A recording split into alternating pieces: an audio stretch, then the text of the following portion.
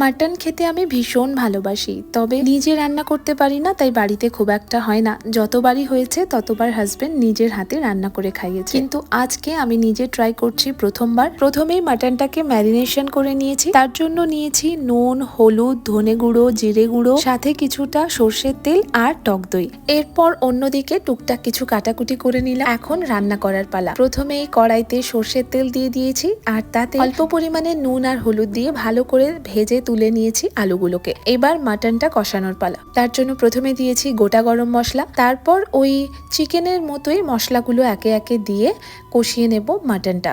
রান্না করা মোটামুটি ইজি মনে হলো, তবে ইনস্ট্রাকশনটা পুরোটাই হাজবেন্ডের থেকে নেওয়া, কিভাবে রান্না করব। মশলা কষানো হয়ে গেছে, এখন এটাকে প্রেসার কুকারে দিয়ে 2 থেকে 3টে সিটি দিলেই তৈরি হয়ে যাবে মাটনের ঝোল। খেতে বেশ ভালোই হয়েছিল। গরম ভাত, স্যালাড আর সাথে ঝোল দিয়ে দারুণ হয়েছে লাঞ্চ।